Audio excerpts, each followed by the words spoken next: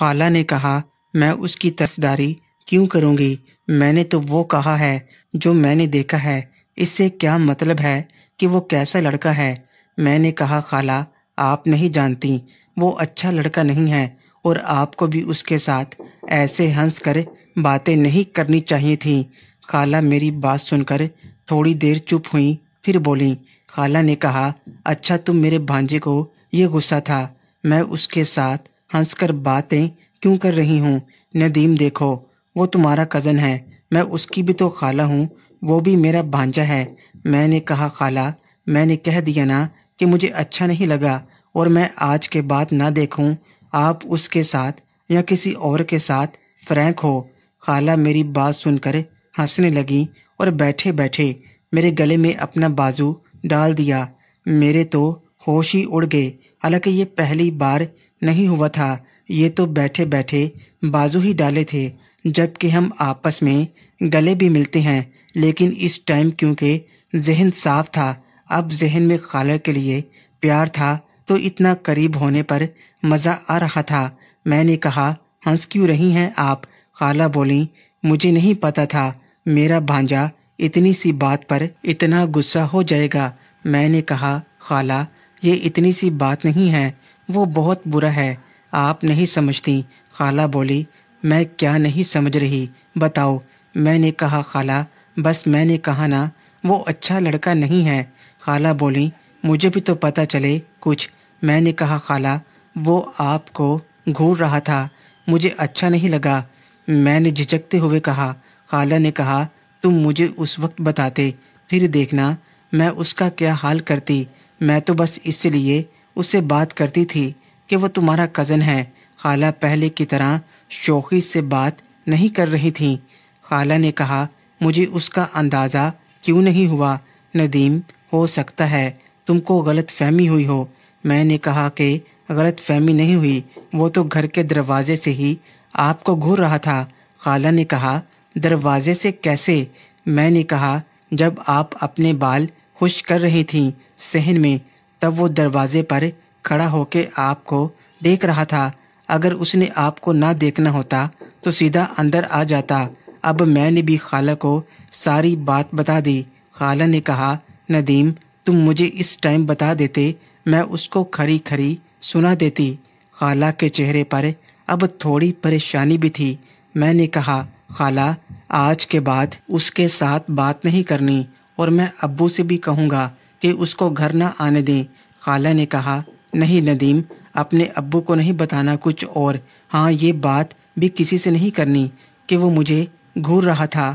خالہ کی پریشانی ان کے چہرے پر بڑھتی جا رہی تھی۔ میں نے کہا، لیکن کیوں خالہ؟ خالہ نے کہا، یہ اچھی بات نہیں ہے، تمہارے ابو سوچیں گے ہم ان کے بھتیجے کے بارے میں غلط باتیں کر رہے ہیں۔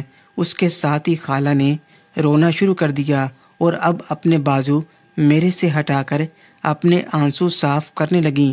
میں نے کہا، خالہ کیا ہوا؟ رو کیوں رہی ہو؟ جیسے آپ کہو گی میں ویسا کروں گا، میں کسی کو نہیں بتاؤں گا۔ اور میں خالہ کے اور ساتھ ہو گیا اور خالہ کو چپ کرانے لگا۔ خالہ نے روتے ہوئے مجھے کہا، ندیم قسم سے مجھے اس کی نیت کا پتہ نہیں تھا، اگر پتہ ہوتا تو میں اس کو منہ بھی نہ لگاتی۔ میں نے کہا، وہ سب بھائی برے ہیں، اچھا ہوا آپ کو میری بات سمجھ آ گئی، نہیں تو وہ باہر دوستوں میں بیٹھا پتہ نہیں کیا کیا باتیں کرتا۔ خالہ نے کہا، کیا وہ ایسا ہے؟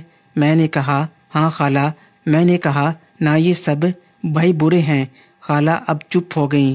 ہم تھوڑی دیر وہاں بیٹھے، اور اب میرا غصہ بھی ختم ہو چکا تھا اور خالہ بھی ریلیکس تھیں۔ خالہ مجھ سے اب فرینک ہو کے باتیں کر رہی تھیں۔ ہم نیچے اترنے لگے تو خالہ نے پھر کہا، ندیم یاد ہے نا، اب کسی سے کوئی بات نہیں کرنی اس بارے میں؟ میں نے کہا، ہاں خالہ مجھے یاد ہے، اور خالہ نے مجھے کھڑے کھڑے اپنے ساتھ لگا لیا، اور ہم نیچے اتر آئے۔ نیچے آ کے میں باہر اپنے دوستوں سے ملنے چلا گیا، اور مغرب کی اذان کے بعد آیا۔ میں دونوں کو بے لباس دیکھ چکا تھا، مطلب اپنی بہن عظمیٰ اور اپنی خالہ کو۔ وہ دونوں بہت خوبصورت تھیں، ان کی جتنی تعریف کی جائے کم ہے۔ ان دونوں کی ابھی شادی نہیں ہوئی تھی، تو ظاہر ہے ان کی ہر چیز بے داغ تھی، اور بے داغ چیز کی خوبصورتی تو آپ سمجھ سکتے ہوں گے۔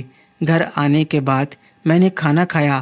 کھانا کھانے کے بعد سب اپنے اپنے کام میں لگ گئے۔ خالہ میرے پاس آئیں اور کہنے لگیں، ندیم آؤ چھت پر چلتے ہیں واک کرنے۔ میں اور خالہ چھت پر چلے گئے۔ چھت پر تو اندھیرا تھا، لیکن باہر سے دیوار کی جالیوں سے تھوڑی بہت روشنی آ رہی تھی۔ ہم تھوڑی دیر خاموشی سے واک کرتے رہے، پھر خالہ بولیں، ندیم آصف مجھے کتنی دیر دیکھتا رہا تھا دروازے سے۔ میں نے کہا، خالہ جب تک آپ بال خشک کرتی رہیں۔ پھر خالہ بولیں، ندیم تم کو یقین ہے مجھے نہیں پتا تھا وہ مجھے دیکھ رہا ہے؟ میں نے جواب دیا، ہاں خالہ مجھے پتا تھا، اور میرے منہ سے نکل گیا کہ میں آپ کو ہی دیکھ رہا تھا۔ آپ کا سر نیچے تھا اور دروازے کی طرف آپ کی کمر تھی۔ خالہ نے کہا، تم مجھے کیوں دیکھ رہے تھے؟ میں نے کہا، خالہ میں سامنے ہی بیٹھا تھا، میں بات کو سنبھال گیا۔ ہم آہستہ آہستہ چل رہے تھے اور باتیں بھی کر رہے تھے۔ 15-20 منٹ کے بعد ہم دونوں دیوار کے ساتھ کھڑے ہو گئے اور ہم دونوں باہر دیکھنے لگے۔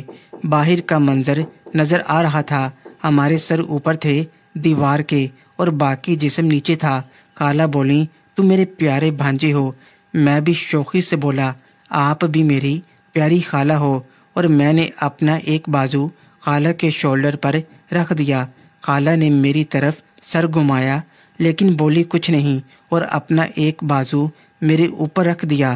چند لمحوں کی خاموشی کے بعد خالہ بولیں، ندیم اگر تمہارے ابو کو پتہ چل گیا آج کی بات تو انہوں نے اپنے بھتیجے کا قصور نہیں نکالنا، مجھے ہی غلط کہیں گے۔ میں نے کہا، خالہ آپ ابھی تک اسی بات کو لے کر بیٹھی ہو، ابو کو کس نے بتانا ہے؟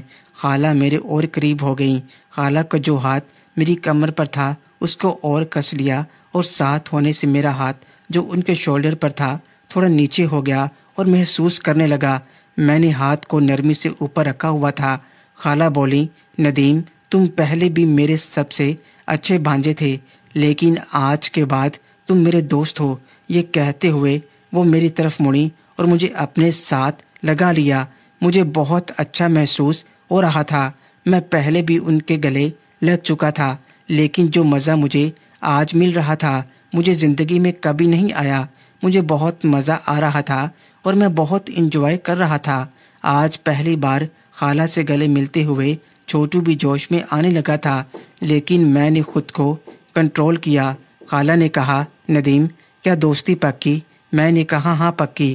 اور میں نے کہا، خالہ آج کے بعد آپ نے آصف سے بات نہیں کرنی، لعنت بھیجو اس پر۔ آصف تو کیا، اگر تم کہو تو میں کسی سے بھی بات نہ کروں۔ میں تو خوشی سے جھوم اٹھا۔ میں نے خالہ کو اور زور سے گلے لگا لیا۔ پھر خالہ بولیں، دوست اب نیچے چلیں؟ میں نے کہا، ٹھیک ہے۔ خالہ میرے ماتھے پر بوسہ دیا اور ہم ایک دوسرے کے ہاتھ پکڑ کر نیچے اترنے لگے۔